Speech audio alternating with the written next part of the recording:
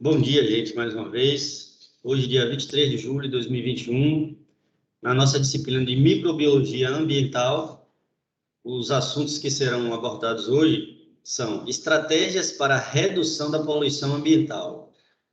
Redução, por exemplo, né, de dejetos de animais e resíduos agroindustriais que naturalmente são produzidos pela atividade humana, né?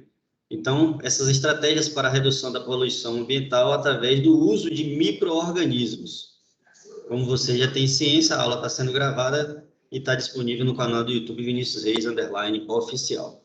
Então, o que a gente vai abordar hoje são metodologias, né, algumas estratégias que vocês podem, obviamente, utilizar a ação microbiana para converter, transformar esses resíduos que a gente considera como lixo, que são descartados no ambiente, em alimentos, com algumas estratégias, algumas mais simples, outras um pouco mais sofisticadas, mas que a gente pode utilizar a ação microbiana como benefício para, inclusive, a produção de alimentos, reduzindo ou transformando o lixo em alimento. Então, o objetivo da aula de hoje é apresentar para vocês, estudantes aí, o manejo de resíduos domésticos e também resíduos agroindustriais para a redução da poluição no ambiente. E o uso desses resíduos como fonte de renda na agricultura, uma vez que a gente pode converter esse lixo, como eu falei, ou resíduo, né, como queiram chamar, em alimento com um considerável teor de proteína, por exemplo, né? Então, desde estruturas mais simples às mais complexas, onde você precisa investir um pouco mais no que diz respeito ao recurso financeiro. Bom, vamos dar início aqui, né? Manejo de resíduos domésticos. Uma dessas estratégias, uma dessas formas de manejar o resíduo é a composteira. Então, vamos fazer compostagem utilizando resíduos domésticos, como vocês podem ver nessa imagem aí, né? Temos resto de frutas, casca de ovo, de verdura principalmente, mas eu já chamo a atenção aqui, inicial, para vocês, que nesse tipo de composteira aqui, não é adequado colocar nenhum tipo de produto de origem animal, como carne especificamente, leite, entre esses alimentos que tem muita gordura e alto teor de proteína, porque vão atrair animais roedores, por exemplo, vai produzir um mau cheiro e a gente não vai ter uma compostagem ou uma composteira funcionando da forma como a gente gostaria. Então, nessa composteira, vou mostrar fotos para vocês aqui daqui a pouco, ilustrações também, a gente utiliza 3 caixas, né? Podem ser caixas plásticas, caixa de madeira, se vocês tiverem, mas o ideal seriam caixas plásticas, porque você tem uma resistência maior, né? Você vai utilizar essas caixas por um período maior.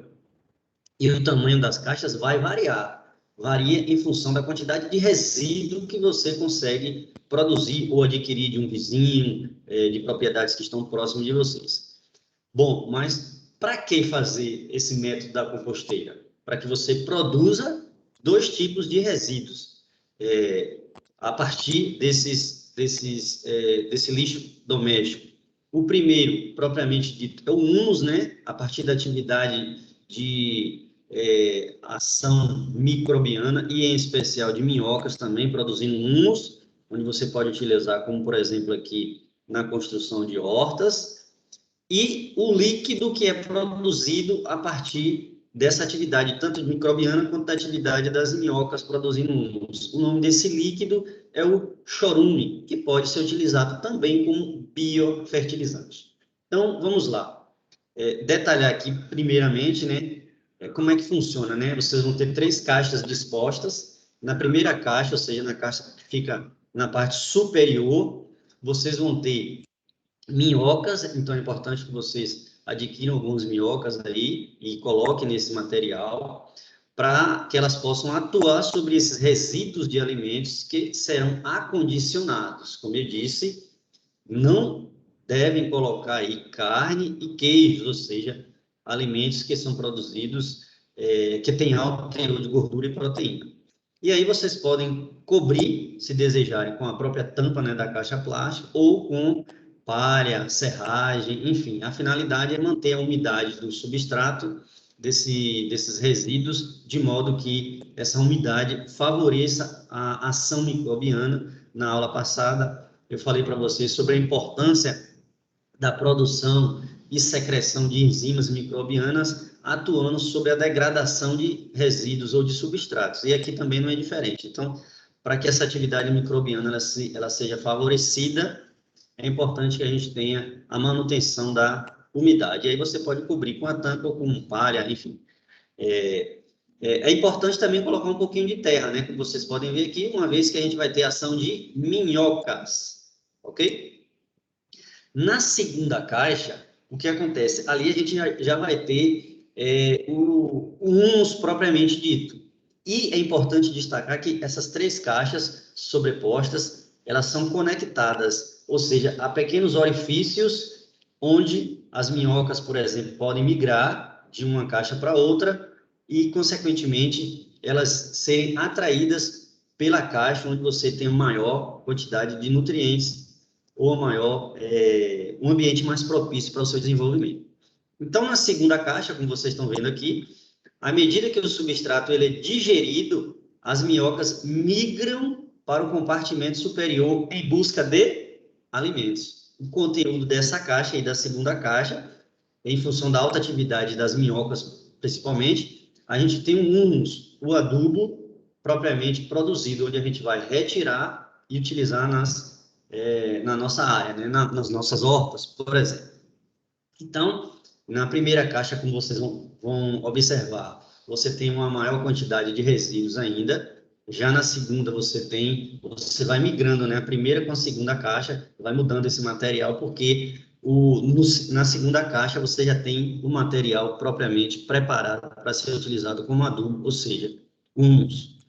E na terceira caixa, ela funciona basicamente como um reservatório para acondicionar, para receber o líquido que sai dessas duas primeiras caixas, que é o chorume. Esse líquido é produzido através da atividade das minhocas e também atividade microbiana, e ele pode ser utilizado tanto como um fertilizante, um biofertilizante nesse caso, bem como também para eliminar ou reduzir o ataque de insetos considerados pragas na sua área, né? Toda essa etapa aí, ela não acontece da noite para o dia, nem de uma semana para outra. Todo o processo, até que esse material esteja realmente digerido e que você tenha a formação do humus na sua segunda caixa e o chorume, a gente vai ter aproximadamente 2 meses, né? Então, de 60 a 70 dias aí a gente consegue observar essa produção tanto de humus, de adubo, quanto de chorume. E aí, se você tiver um bom planejamento, uma boa organização, você pode ter aí 3 composteiras, ou seja, um conjunto de 9 caixas, se você precisar de muito adubo, de muito chorume, e aí você pode ter a cada 45 dias ou a cada 30 dias caixas em desenvolvimentos diferentes, e aí você consegue produzir humus aí em quantidade suficiente para suas necessidades. Isso depende do seu planejamento, depende da sua área e principalmente depende da quantidade de resíduos que você consegue produzir ou adquirir para ir alimentando a sua composteira, alimentando a atividade microbiana e a atividade das minhocas. Por enquanto, alguém tem dúvida? Ô, professor, Pode falar, gente. para uma composteira desse tamanho da foto aqui, é bom colocar quantas minhocas? Bom, você sabe que minhocas são seres pequenos e quanto mais, melhor. No mínimo aí umas 100 minhocas, mas você pode chegar a 500 minhocas perfeitamente, né? Eu tava pensando aqui umas 5 minhocas. Foi bom 5? Bom, eu tava pensando assim. Não. 5 é muito pouco. É claro que existem comércios, né, que vendem minhocas, mas assim, o ideal é vocês irem adquirindo, né, na sua própria área, vai separando, e à medida, claro, que vocês vão fazendo esse tipo de atividade, é claro que a tendência é que a sua quantidade de minhocas ela aumente também, né? Então, você pode até começar com um número muito reduzido, se a sua opção for realmente não comprar, e o ideal é que não compre, é que vocês busquem, né? Vocês vão ver aí que ao longo da sua atividade, você vai, com certeza, aumentar a quantidade de minhocas, o que é importante, né? Professor, e vem cá, aqui em casa eu tenho uma composteira, mas as minhocas, algumas morreram e tem muita larva de moscas, assim, da mosca soldado mesmo, que é uma mosca grande. Será que tem algum problema elas fazerem essa compostagem? Você já deu aí uma dica boa. Vamos colocar os outros colegas aí para ver se conseguem entender o raciocínio também. Por exemplo, bom dia, Leandro.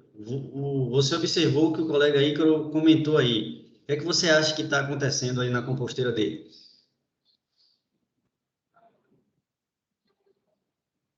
Leandro, consegue ouvir?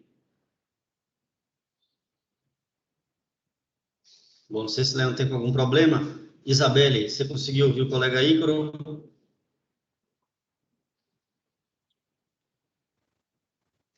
Gente, vocês estão por aí? Regiane, tá ouvindo? Eu consegui ouvir travando, professor, que a internet está muito ruim.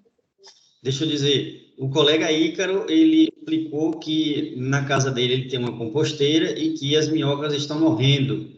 Deu alguns outros detalhes aí, mas eu queria saber se você conseguiria ajudá-lo a entender por que que as minhocas estão morrendo. Eu não sei. Pode Bom, ser algum outro bicho, alguma outra coisa na compostagem? Na terra? sim. Carlos Felipe, pode falar. A falta, não, de alimentos para ela seria uma opção, terra fraca, algum motivo. Vamos agora buscar algumas informações do Ícaro. Ícaro, você disse que tem muitas moscas, né? Mosca em composteira realmente não é um bom indicativo, significa dizer que o material que tem ali, você precisa ter mais critério. Por exemplo, eu disse aqui de alguns materiais que você não deve colocar na composteira, porque vão atrair, de fato, esses insetos, esses animais indesejados, como, por exemplo, ratos, né? Qual tipo de material que você coloca na sua composteira? Na verdade, eu só coloco o resto dos vegetais mesmo, nunca coloquei carne, nada. Inclusive, eu não coloco nem frutas cítricas, nem alho, cebola, essa que tem cheiro forte, que impede a ação dos micro-organismos também, né? Uhum. Eu acho que um dos fatos de as minhocas terem morrido foi a localização da minha composteira, que ela pega um pouco de sol durante a tarde, que eu não tenho outro espaço para colocar. E aí, acho que isso pode ter sido um indicativo da morte. E com relação às moscas, assim, você não vê as moscas, na verdade. Você passa pela composteira, você não vê nenhuma mosca. Mas quando você abre, você vê que está cheio de larva. E aí eu dei uma pesquisada e descobri que é a larva da mosca soldado, que é uma mosca que não é tão comum nas residências, né? Sim. Não é aquela mosca comum. Ela é uma mosca que ela parece, na verdade, uma abelhazinha. Como se fosse uma uruçu preta, só que maior. Isso, Ícaro. Bom, você já meio que identificou o problema, né? Lembra que quando eu falei da composteira, o que estimula a atividade tanto de micro-organismos na compostagem ou composteira e minhocas é a umidade? Se sua caixa está condicionada. E também disse que é importante você tampar a caixa com palha ou com a própria tampa plástica, enfim, ou do material que você tem na sua composteira. Se realmente ela está numa área em incide muito sol, você tem que ter cuidado. Ou retira, se for viável retirar, ou então faz uma proteção com palha de coco, de bananeira, enfim. Acondiciona melhor, porque vamos citar um exemplo aqui para nós seres humanos, né? Quando a gente está numa região muito fria, com temperaturas aí abaixo de 0 graus, ou temperaturas muito extremas ali na região de Cuiabá, por exemplo, aqui no Brasil, que é muito quente, ou no próprio Nordeste, em algumas regiões, temperaturas aí facilmente superando os 35 graus, a nossa própria atividade, seja profissional, ou onde quer que a gente esteja, ela é comprometida, porque não é uma faixa de temperatura agradável para a realização das nossas atividades. Com os micro-organismos ou com organismos que habitam o solo, como é o caso das minhocas, é a mesma coisa. Quando você tem uma ausência das condições mínimas para o crescimento e atividade desses indivíduos, desses organismos, naturalmente a atividade vai estar comprometida. Aí o que vai acontecer? Você vai dar a oportunidade para outros insetos, outros animais eles agirem naquela área, como é o caso das moscas. Se você não tem atividade propriamente dita, como deve funcionar, das minhocas e dos micro-organismos, em função, por exemplo, aí de um excesso de temperatura, você tem a possibilidade da atividade de outros organismos, nesse caso de insetos como as moscas. O ideal aí, de fato, é que você tentasse eliminar as larvas. Não sei se a sua composteira é muito grande, mas se tiver uma incidência muito grande realmente das larvas, aí o ideal é você descartar uma parte desse material e recomeçar para que você tenha esse problema minimizado. Se primeiro faz o teste, acondicionando em um lugar melhor para que a temperatura realmente ela esteja mais adequada, né, sem incidência do sol. Se não resolver, aí de fato você precisa descartar uma parte desse material para que você tenha o seu resultado E esperado. esse composto feito pela larva, ele não é interessante para ser usado, não? Na verdade, o que acontece? Quando você tem muita larva, vai produzir, inclusive, mau cheiro. E se você observar a presença do mau cheiro, significa dizer que o composto ele não está muito bem feito. Somente se, né? Você estiver observando aí a produção desse composto, que é o humus, com ausência desse mau cheiro, então não haveria problema. Mas o ideal ele não tem mau cheiro, não, professor. Ele fica com cheiro de solo mesmo. A única questão que eu sinto aqui é que ele não fica com aquele aspecto de peneirado, assim, né? Às vezes ele não fica tão compostado, vamos dizer assim. Porque isso é um sinal da atividade das minhocas mesmo, entendeu? Como você falou, é um solo mais aerado, ele tem mais partículas, mais agregados. Então, você tem aquele solo mais solto, vamos dizer assim. Esse é o ideal, esse é o humus propriamente dito. Então, ficam essas dicas aí. Se você observar que não tem mau cheiro e que o substrato está sendo produzido na ausência do mau cheiro, porque o mau cheiro não é um bom indicativo, vá utilizando. Mas, assim, o ideal, como eu disse aqui, é você não ter a presença dessas moscas aí, porque é um mau indicativo, sim, viu? O ideal é você ou ter uma quantidade muito pequena ou simplesmente ausência. E isso significa dizer que você tem um material bem compostado, com atividade de minhocas funcionando como deveria funcionar. E isso tem relação direta com a temperatura ideal para o crescimento e desenvolvimento dessas minhocas e micro-organismos. Entendeu, Ícaro? Era bom até depois você dar um retorno para a gente se você mudou de lugar e se a incidência de mosca continua, e de larvas. Beleza? Perfeito, professor. Obrigado. Nada. Vamos lá. Bom, então aqui é um resumo, né, um esquema de como funciona essa composteira. Como eu falei para vocês, né, nessa parte de cima aí que a gente chama de caixa de gestora, a gente tem a caixa de gestora número 1, né? A gente tem aí a presença de terra, de resíduos, de todo tipo de resíduo que você tiver na sua propriedade, com exceção daqueles, como eu já disse, que tem alto teor de gordura e proteína e que fatalmente vão atrair insetos indesejáveis, né? E, naturalmente, uma maior atividade de minhocas. Bom, à medida que você tem uma atividade de minhocas nessa caixa aqui, que você pode deixar aí de 20 a 30 dias, então você vai pegar esse material e vai inverter, vai colocar na caixa número 2.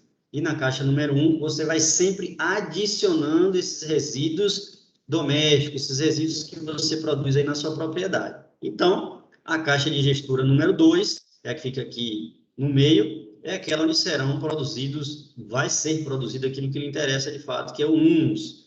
E a gente pode utilizar, como eu disse, na nossa área de horta, por exemplo.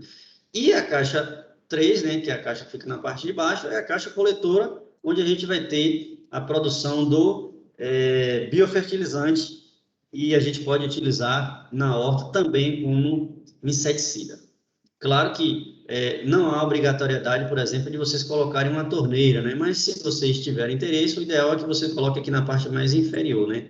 Para você coletar esse biofertilizante. Pode ou não colocar essa torneira para facilitar aí a remoção do biofertilizante. Então, é mais ou menos assim que funciona o esquema das caixas no método de composteira para a produção aí, tanto de biofertilizante, bem como também de humus. A gente vai falar um pouco agora aqui sobre compostagem em áreas maiores, em volumes maiores, mas antes disso eu gostaria de saber se vocês entenderam como é que funciona o método da composteira para volumes menores e materiais como resíduos domésticos. Entenderam? Eu sim. Eu também. Ótimo. Então vamos lá. Gente, existe como a gente está falando de microbiologia ambiental, existe também uma estratégia importante para a redução da poluição ambiental, que é simplesmente utilizar esses resíduos que são produzidos a partir de diferentes atividades agroindustriais para a produção de cogumelos comestíveis. E por que é interessante produzir esses cogumelos comestíveis? Primeiro, porque eles têm a capacidade de produzir enzimas que conseguem degradar esses materiais que estão aí, por exemplo, nas fotos, representado aqui na foto. E segundo, porque não somente eles conseguem produzir enzimas que degradam esses resíduos, diminuindo assim os impactos ambientais, mas também porque esses cogumelos comestíveis são fonte de proteína, tem baixo teor de gorduras e podem ser utilizados, inclusive, para estimular o fortalecimento do nosso sistema imunológico.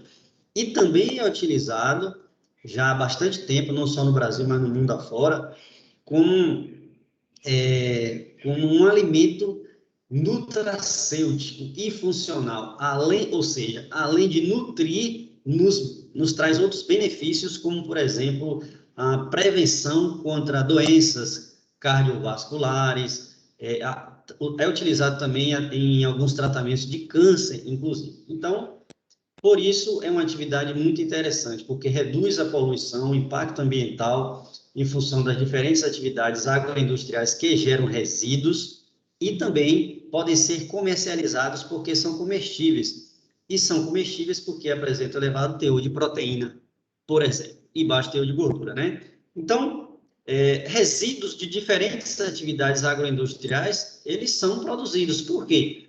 Porque o homem produz por exemplo, resíduos a partir da indústria madeireira, como vocês estão vendo aqui nessa foto à esquerda, né? Então, um grande volume é produzido, por exemplo, de serragem, em serrarias, em indústrias que produzem madeira, pallets, compensados de um modo geral. Então, todo esse resíduo oriundo da indústria madeireira, ele é descartado onde?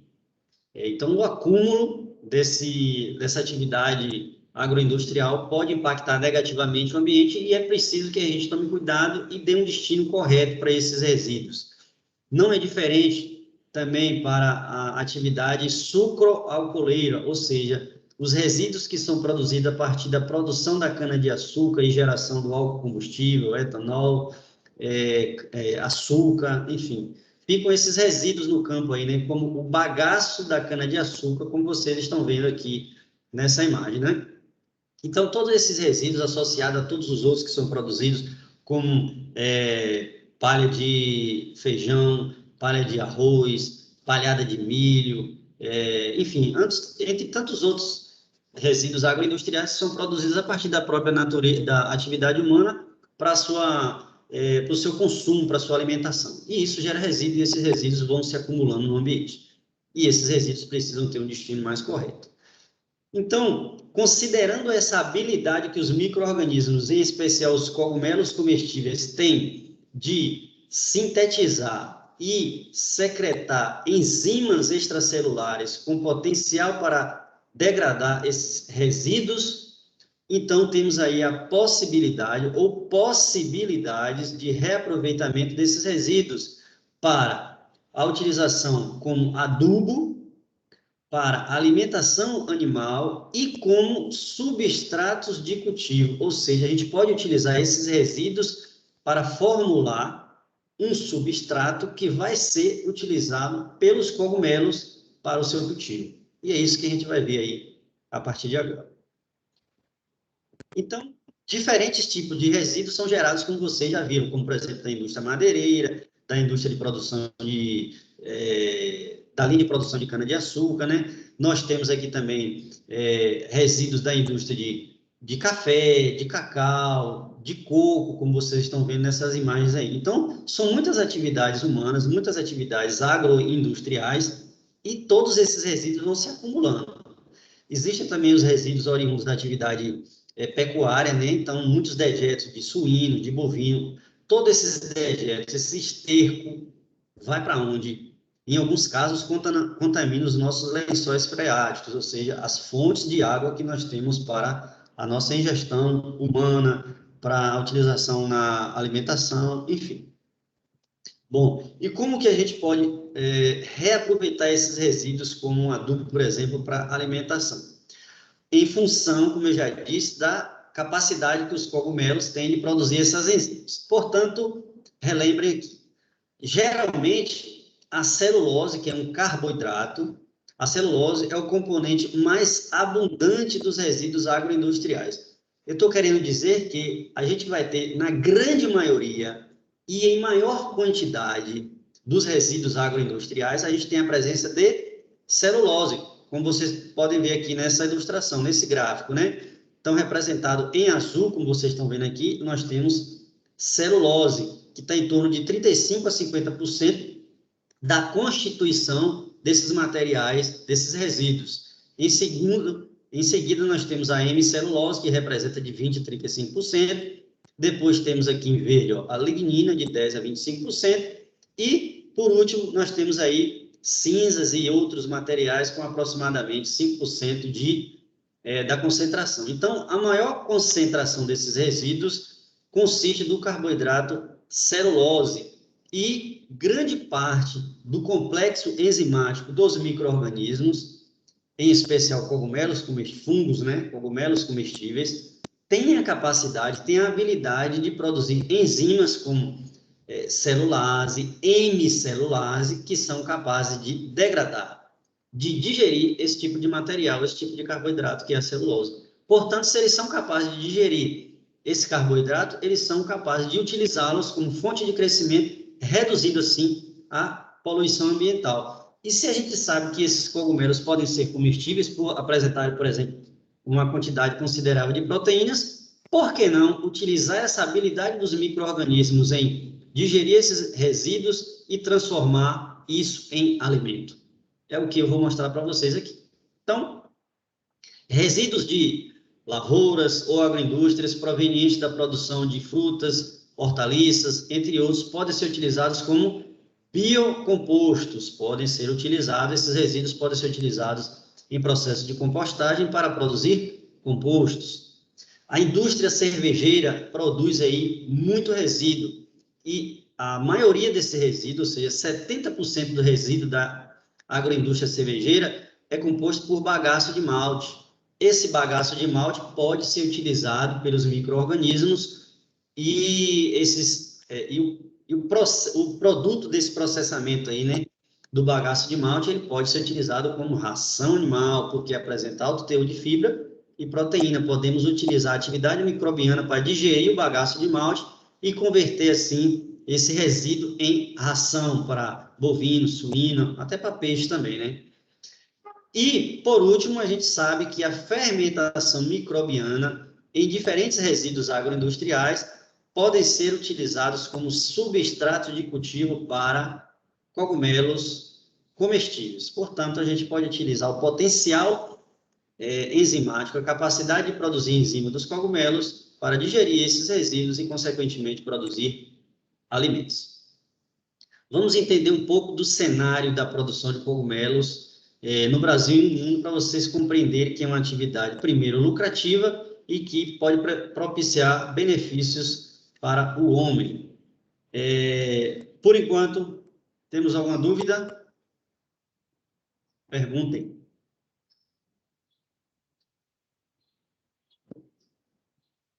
Ninguém tem dúvida? Acho que não. Parece que não, né, Regiane? Então, vamos lá. Bom, como que está a situação atual do mercado de cogumelos no Brasil e no mundo? Os países que mais consomem cogumelos, minha gente, são os países orientais. Entre eles, a China. E aí eu trago um dado para vocês aqui, ó, que no ano de 2018, a China, ela produziu 6 milhões de toneladas de cogumelos comestíveis. E, além da China, outros países como Itália, Espanha, Estados Unidos, Holanda, Japão, Portugal, enfim, também são produtores mundiais de cogumelos. E por que eles são produtores mundiais? Porque eles enxergam que uma atividade, além de ser econômica, que a ingestão desse tipo de nutriente presente nos cogumelos, essa alimentação é uma alimentação saudável, como eu já disse, tem baixo teor de gordura, né? E aí, se a gente trouxer esses dados para a nossa realidade no Brasil, primeiro que existem informações ainda um pouco desencontradas. Mas no ano de 2013, segundo dados do IBGE, que eu extraí agora em 2020, o Brasil produziu apenas 5,8 toneladas de cogumelos comestíveis. Por que que a produção é baixa? Porque existem poucos produtores e o consumo da população brasileira, o nosso consumo de cogumelos comestíveis é muito baixo.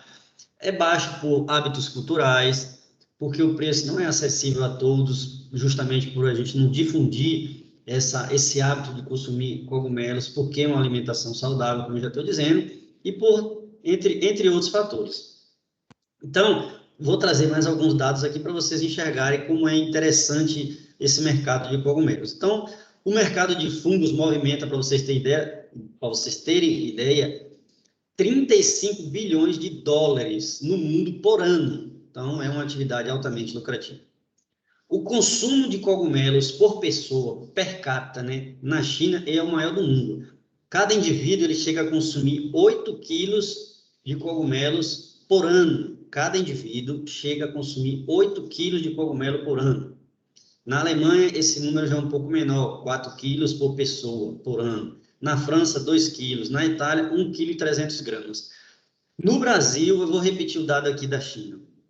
Na China, uma pessoa consome 8 quilos de cogumelos por ano. No Brasil, essa média é de 160 gramas por pessoa por ano. Então, como eu já disse, há uma questão intrínseca aí relacionada com hábitos culturais. A gente não foi acostumado, a gente não conhece os benefícios da ingestão dos cogumelos comestíveis e, portanto, o consumo é muito baixo. A gente consome apenas 160 gramas de cogumelos por ano, enquanto em países asiáticos, como, por exemplo, a China, esse número é 8 quilos por habitante por ano. Vamos dar exemplos aqui. Alguém que está presente aqui na nossa aula, já alguma vez na vida consumiu cogumelo comestível?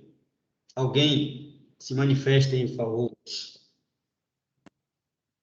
Sim, Eu tive a cogumelo vontade, salmão. mas na hora que eu fui falar com minha mãe, ela falou assim, não come não, que isso é venenoso. Vamos lá, Leandro ia falar alguma coisa. Sim, eu já comi o cogumelo salmão já. Sei qual você está se referindo ao Pleurotus salmon roseo, que é conhecido como cogumelo salmão. Regiane, a partir dessas informações, aí você já tem que, quando a gente tem o acesso à informação verídica, claro, né, a gente tem que divulgar e espalhar para o maior número de pessoas essa informação.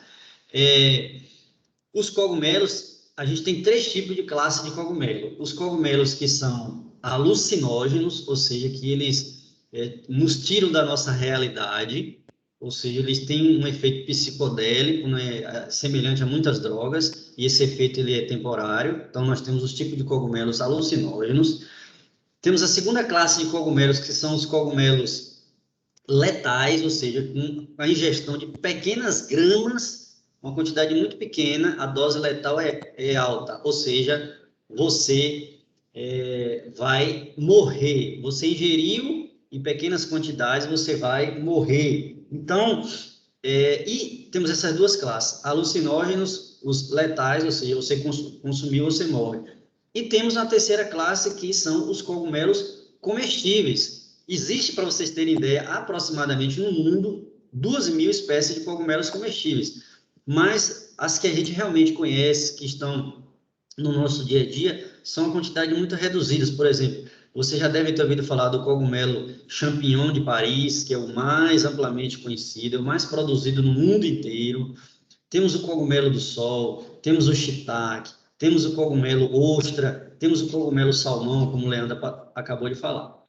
E Iago também coloca aqui no chat que já comeu e misturado aí ao hambúrguer, né, como parte da formulação do hambúrguer que ele consumiu. Provavelmente, Iago, o champignon, né? Ele é fatiado, né, em lâminas e aí geralmente se come em pizza, em estrogonofes, enfim. E no Brasil a gente consome esse tipo de cogumelo em conserva. Por que em conserva? Porque quando você colhe o cogumelo, ele é considerado uma hortaliça, viu, gente? É enquadrado como hortaliça. Então, ele vai perder suas características dia após dia. Então, ele vai apodrecer se você deixar, tipo, 10 dias depois de colhido. Então, como a gente no Brasil não tem esse costume de consumir, então o produtor, ele colhe e para não perder o material, o que é que ele faz? Ele coloca em conservas, com salmoura, água e sal. E aí, vocês vão observar em prateleiras em supermercados lá, vendendo 100, 250 gramas. Professor, posso mostrar? Se você tem, sim, deve. Por gentileza. Vou ligar minha câmera aqui. Ligue aí.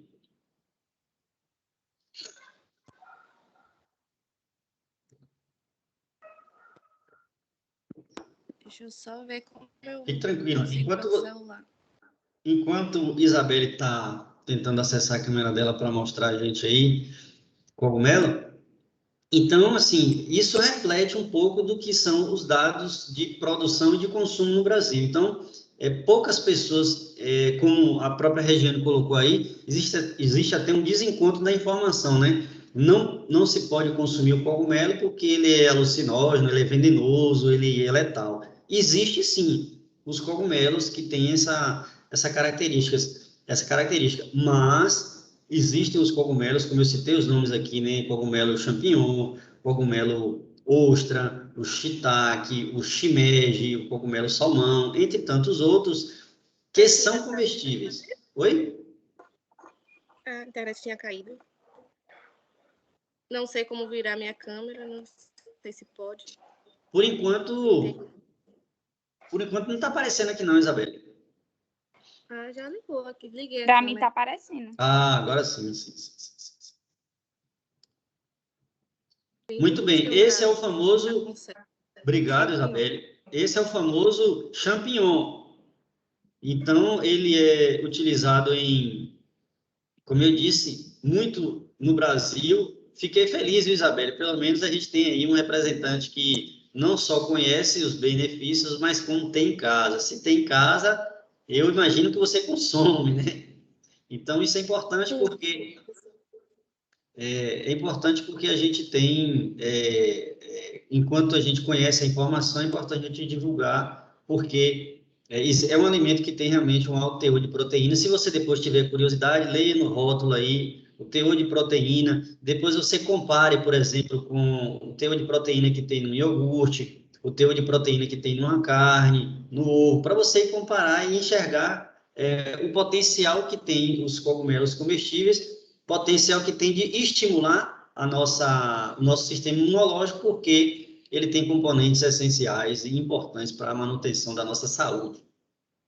Enfim, então, obrigado mais uma vez, Isabelle, por mostrar aí que você tem em casa e que consome, né? E que a gente precisa estimular a divulgação dessas informações.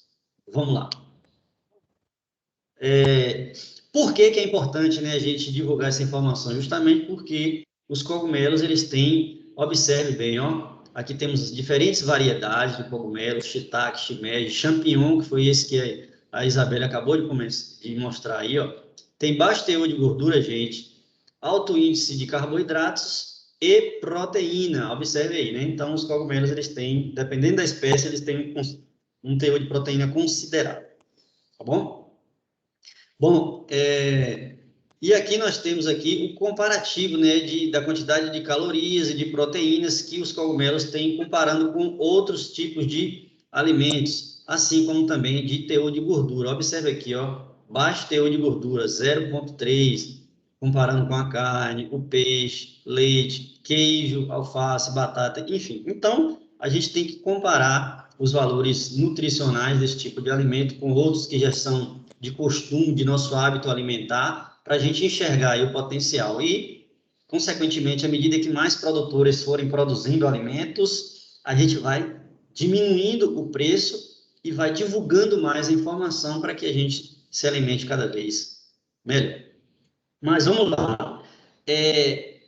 A produção de cogumelos é uma oportunidade de investimento porque, como eu já disse pelos números anteriores, você consegue, sim, ter lucro, né? Com orientação técnica correta e atento ao mercado. E qual tipo de nível tecnológico? Você já deve começar com um alto investimento? Isso depende do recurso financeiro que você tem e do conhecimento que você tem da atividade. E aí eu mostro para vocês aqui duas imagens, né? Do lado esquerdo, essas 4 imagens, em um ambiente de produção, um nível tecnológico de produção de cogumelos mais rústico, onde você utiliza aí trabalhadores, né? Utiliza realmente a força braçal, equipamentos mais simples, estufas de produção mais simplificadas, mas dá para produzir. Por outro lado, nós temos aí o contraste entre a rusticidade e a modernização, onde você já tem equipamentos, maquinários mais pesados, uma infraestrutura melhor, porque você investe mais financeiramente falando, você tem máquinas automatizadas, estufas climatizadas para manter a temperatura ideal para o crescimento dos fungos nas diferentes fases de crescimento dele. Então, é possível você produzir com os dois cenários, com investimento mais baixo e investimento mais alto?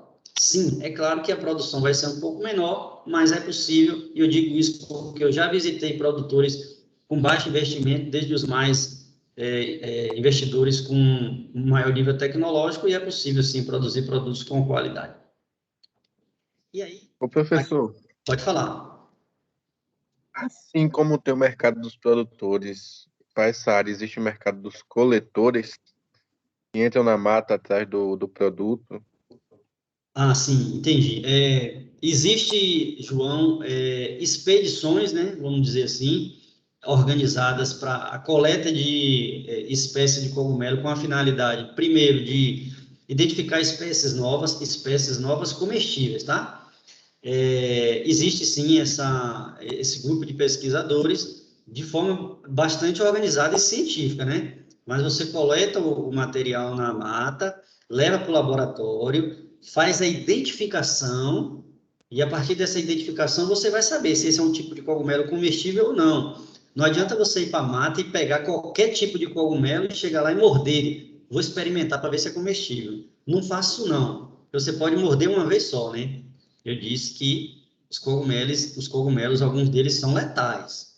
Então, não caiam nessa tentação, vamos dizer assim, de sair experimentando qualquer tipo de cogumelo, especialmente se vocês não conhecem. Então, evite. Consumam aqueles que, na literatura, na comunidade científica, a gente já tem informações suficientes para dizer que a espécie A, B ou C, ela é comestível. A gente citou um exemplo aqui, né? Isabelle, desculpa, mostrou uma conserva de um cogumelo, champignon de Paris, que é comestível. Esse você pode consumir sem medo, mas esses que a gente encontra na mata, não deve fazer isso. Mas, assim, existem muitas pessoas que se dedicam a isso no Brasil e no mundo afora, viu, João?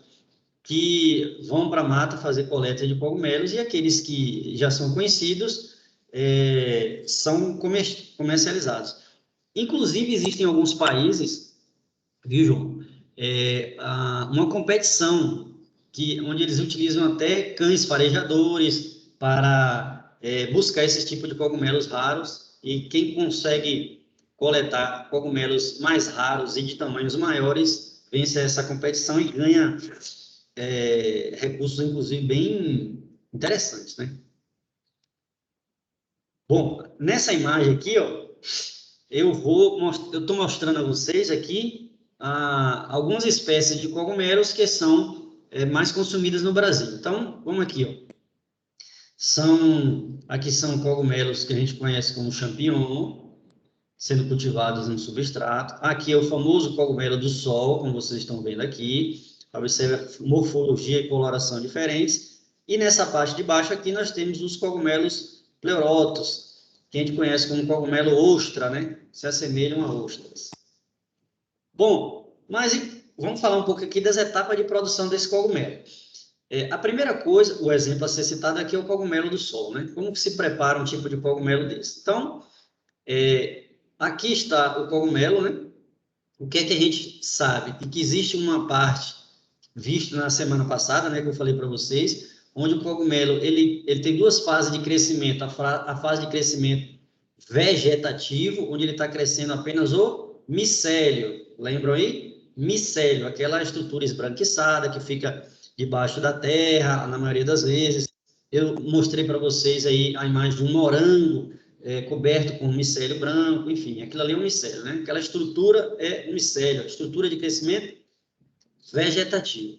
Mas o que nos interessa nesse caso aqui é, para o preparo da semente, é a estrutura de crescimento reprodutivo. Então, nós vamos coletar essa estrutura de crescimento reprodutivo, que são os basidiósporos, é como se fosse a semente, né? Por isso que a gente chama de preparo da semente, ou inóculo. Então, a partir dessa estrutura, a gente vai estimular o crescimento desse cogumelo em laboratório, como vocês podem ver aqui, utilizando um tubo de ensaio contendo uma solução nutritiva. Então, essa estrutura de reprodução vai crescer, estimulada por condições adequadas em laboratório, e aí, a partir do crescimento dessa cultura mãe, que a gente chama, a gente vai utilizar grãos de arroz, grão de sorgo, por exemplo, grão de trigo, para que esse cogumelo ele cresça sobre esses grãos. E aí a gente coloca aqui, por exemplo, em um saco, numa garrafa, tá vendo? E aí a gente vai ter o crescimento da semente desse tipo de cogumelo. Aí, uma vez produzida a semente, você vai ter ali inúmeros indivíduos dessa espécie que você pode colocar sobre o seu substrato de cultivo para estimular o crescimento. Mas e como é que se prepara o substrato? A gente vai ver em seguida. Então, a partir de um único tubo daquele, como vocês estão vendo aí, a gente pode produzir aí inúmeras sementes, ou seja, várias garrafas, como vocês estão vendo aqui, onde estarão aí produzidas aí milhares de sementes sendo reproduzidas a partir da nossa espécie de fungo, né? E isso é feito naturalmente em laboratório, como vocês podem ver aqui. Então, você pega para vocês entenderem, né? Então, aqui nós temos aqui os grãos, né, de arroz, de trigo, de sorgo. A gente faz a inoculação, coloca a espécie do cogumelo e observa como eles vão crescendo a partir de algumas semanas, né? 2, 3 semanas, eles crescem sobre esses grãos, como vocês podem ver. Quando eles estão aqui totalmente esbranquiçados, também significa dizer que o micélio, a fase de crescimento vegetativo do fungo, já dominou aqui. E aí, a gente pega esses grãos aí, com o fungo, com o cogumelo crescido, aí a gente pega aí essa semente e coloca para ele crescer no substrato, que é o que a gente vai ver agora.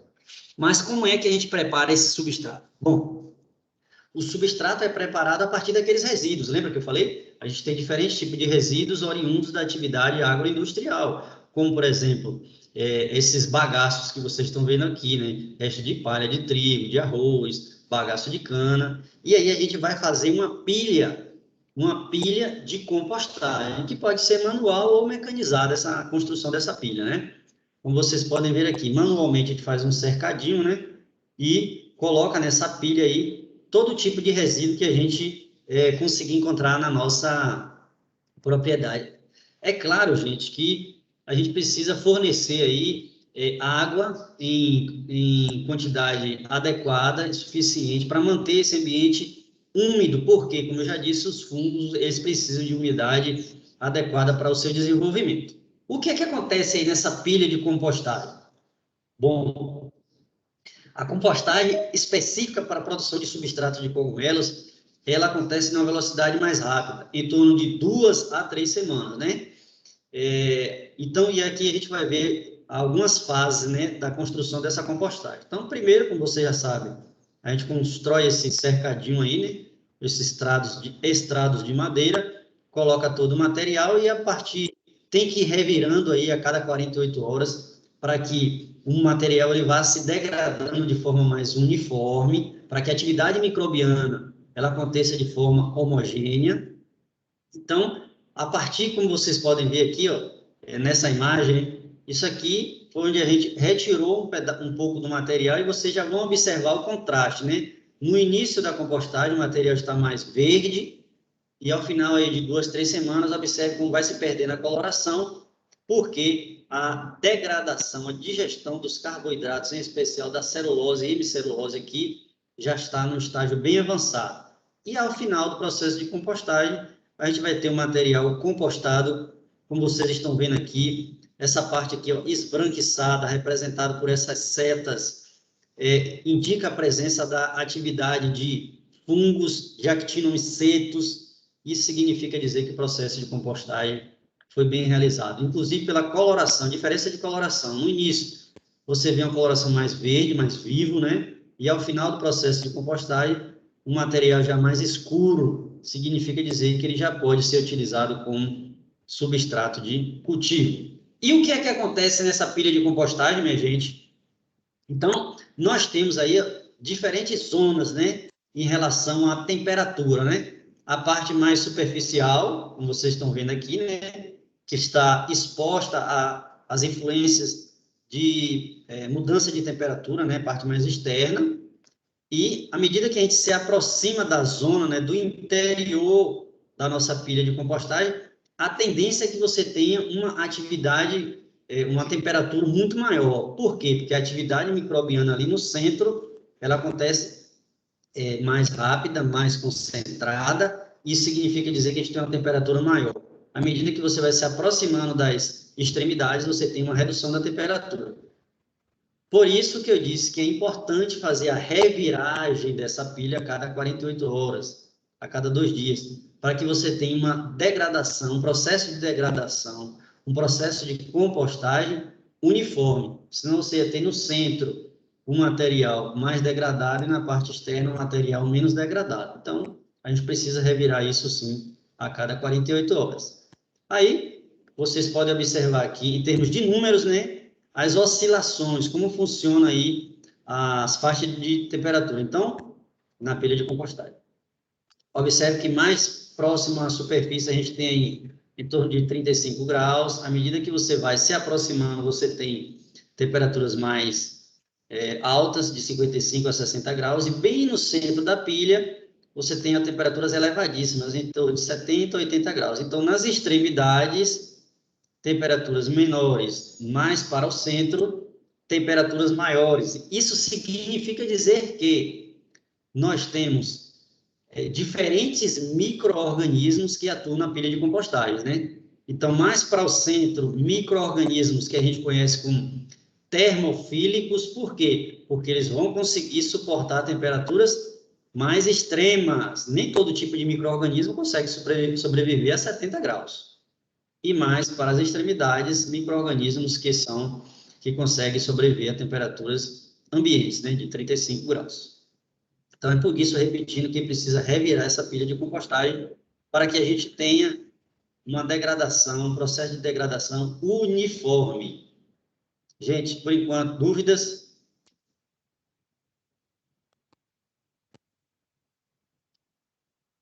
Não? Acho que não. Então, vamos lá. Uma vez que a gente produziu tanto a semente, que a gente chama de inóculo do cogumelo, e produziu o substrato, simplesmente agora é hora de pegar essa semente, né, esse inóculo, e, de fato, inocular, introduzir essa semente do fungo, do cogumelo, nos substratos. Então, a gente coloca em sacos, tá vendo? Como vocês podem ver aqui, pode colocar em sacolas, como também em caixas plásticas, baldes plásticos, depende do material que você tiver. Então, temos alguns exemplos aqui. E aí, uma vez feito essa adição, esse acondicionamento dessa semente do cogumelo, o que é que a gente precisa fazer? Colocar esses sacos em um ambiente que você mantenha a temperatura adequada para o crescimento do fungo. cada espécie de cogumelo comestível vai requerer um ambiente de temperatura específico, que pode variar aí de 23 a 28 graus, a depender do cogumelo e a depender da fase de crescimento que eles têm. Umidade sempre elevada, né, de 80% a 95%. Feito tudo isso daí, é só esperar o desenvolvimento do crescimento, o desenvolvimento do cogumelo, melhor dizendo, e, consequentemente, o crescimento dos fungos. É importante, claro, chamar a atenção para alguns fatores nessa etapa de crescimento, como, por exemplo, a concentração de dióxido de carbono no ambiente, senão o fungo ele pode apresentar algumas imperfeições, como vocês estão vendo aqui, representado pelas setas, né? E isso pode depreciar, ou seja, reduzir o preço de comercialização.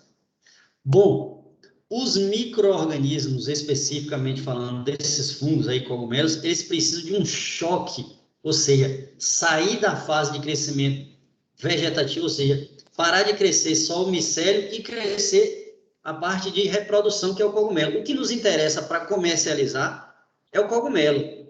Se a gente não colocar uma estrutura que a gente chama de camada de cobertura, é simplesmente terra, tá vendo, gente? Colocar terra em cima do substrato depois de alguns dias, o cogumelo ele não produz, ele fica só naquela fase de crescimento aqui esbranquiçado, que a gente chama de micélio. Então, quando a gente coloca essa camada de cobertura em algumas espécies, no caso do cogumelo do sol, por exemplo, a gente precisa fazer isso. Ao fazer isso, ele vai produzir o cogumelo. E aí sim a gente tem o nosso produto de interesse. Para que a gente tenha os cogumelos produzidos, como eu disse, você precisa induzir a frutificação, o aparecimento do cogumelo. Então, quando ele está aqui assim, tá vendo? Todo coberto já de micélio, como vocês estão vendo, observe aí, ó. Isso tudo é o crescimento do micélio, da fase vegetativa. Aí a gente coloca a terra, como vocês podem ver aqui, ó. Colocou terra, aí sim eles vão produzir os cogumelos, tá vendo? Aí eles começam a produzir os cogumelos e é isso que a gente vai colher e comercializar, vender. E para resumir, aqui é o que a gente tem de todas as fases de crescimento do cultivo de cogumelo comestível, nesse caso específico do cogumelo do sol. Então, produz a semente, faz a inoculação, ou seja, coloca as sementes no substrato de cultivo, como vocês estão vendo aqui, espera esse micélio crescer, ele cresceu, a gente, sob as condições ideais de temperatura e umidade, a gente vai, coloca a camada de terra para induzir a frutificação e alguns dias depois, nós temos aí os cogumelos crescidos no nosso substrato de cultivo. Fazemos a colheita e comercializamos. Essa é a parte que é comestível. Esse tipo de cogumelo aqui, ele é comestível. Nesse caso, é o cogumelo do sol. Ok? Por enquanto, alguma dúvida?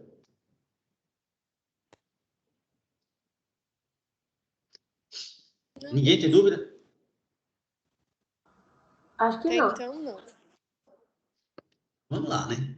Bom, na nossa região aqui, nós também produzimos resíduos. E aí eu separei para vocês aqui alguns resíduos que a gente pode utilizar, resíduos oriundos aqui da nossa atividade agroindustrial, que podem ser utilizados como substrato de cultivo. Algumas oportunidades, né? Então, por exemplo, dois resíduos muito produzidos aqui na nossa região. A gente produz cacau, óbvio, né? Na região de Ilhéus, Itabuna e por aqui vai, né? Na região de Circunvizinhas, do Sul, Itajuípe, enfim. A gente tem muito plantio de cacau. Consequentemente, a gente tem muito resíduo de cacau. Também temos muito plantio de mandioca e, consequentemente, a gente tem muito resíduo de mandioca. Então, só para vocês terem ideia, né? De acordo com a produção de cacau de agosto de 2020, a gente produziu 118 mil toneladas de cacau. Se a gente produziu 118 mil toneladas de cacau na Bahia, significa dizer que a gente produziu também muito resíduo. Então, só para vocês terem uma ideia, eu disse que a gente produziu 118 mil toneladas, né? Uma tonelada de amêndoa de cacau pode gerar até 120 quilos de TAC, que é o tegumento da amêndoa do cacau. É a casca que envolve a semente, né, do cacau, né? O grão não, a semente do cacau mesmo. Então, uma tonelada ele pode produzir 120 quilos desse tegumento. Então, imagina 118 mil toneladas, quantos quilos desse resíduo da semente do cacau pode ser produzido. E esse resíduo, né, que é o TAC, tegumento da amêndoa do cacau, pode ser utilizado, sim, como substrato, por exemplo, para cultivo de cogumelo. No caso da produção de mandioca, a mesma coisa, né? Nós temos aí 4,7 toneladas de produção de mandioca, considerando aí os dados de agosto de 2020. Portanto, um volume grande também de mandioca que é produzido e, consequentemente, produz muito resíduo. E esse resíduo faz o que com ele? Podemos dar um destino correto. Então, são possibilidades que a gente tem de destinar de forma correta.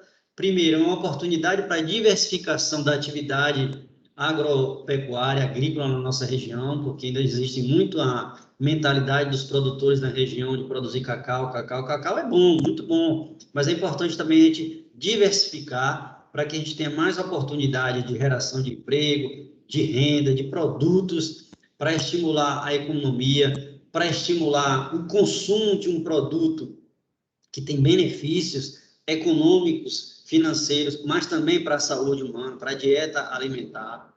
Então, e é uma forma também da gente destinar de forma correta esse tipo de resíduos que são produzidos na nossa região através da formulação de substratos de cultivo para cogumelos que são comestíveis, como vocês podem ver aqui neste prato bonito aí, sendo produzido com proteína animal e proteína a partir dos cogumelos. Ok, gente?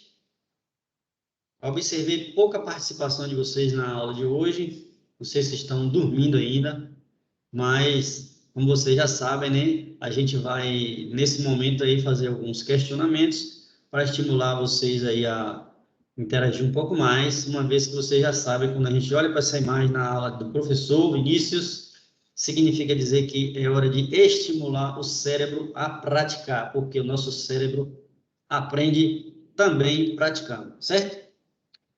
Vamos lá. Primeira questão, João Daniel. Quais cuidados devemos ter no preparo de composteira utilizando resíduos domésticos?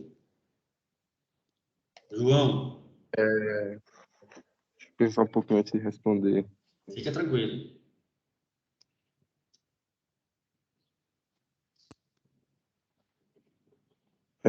No meu ver, a gente tem que saber de onde vem, né, o produto que a gente vai utilizar, se não passou por nenhuma preparo antes de chegar à nossa mesa, para que a gente não produza um alimento que venha nos prejudicar. Veja bem, olha lá a pergunta, talvez você não tenha entendido, né? Quais os cuidados que a gente tem que ter no preparo da composteira, né? Ah, sim, entendi. A gente tem que preparar ela em um local bom para o que a gente quer produzir, que não tome muito sol, não fique na sombra, o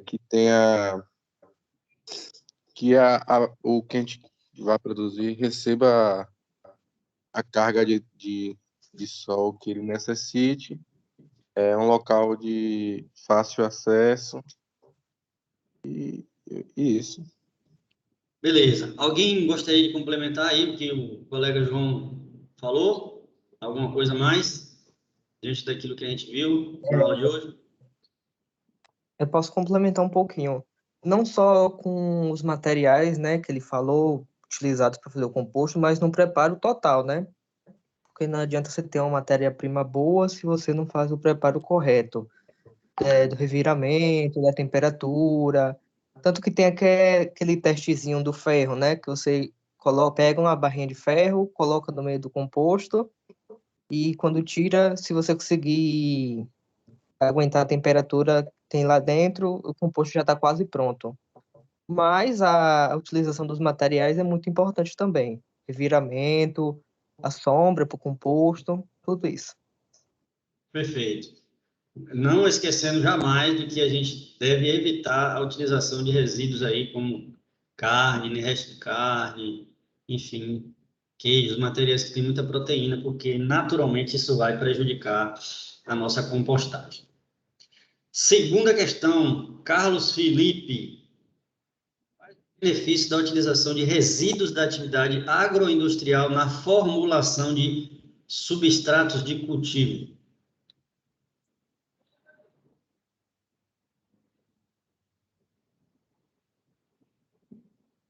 Alô, Carlos Felipe, você está por aí?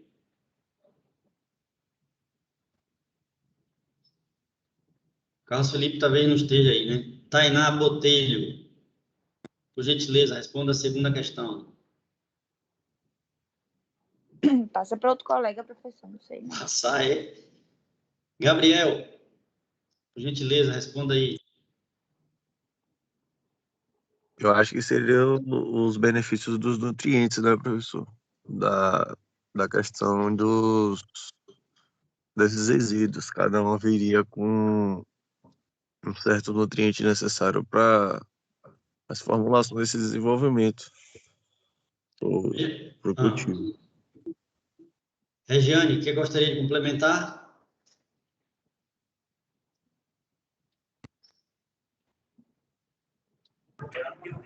Seria um resíduo que, em tese, seria jogado fora, vai estar sendo reaproveitado.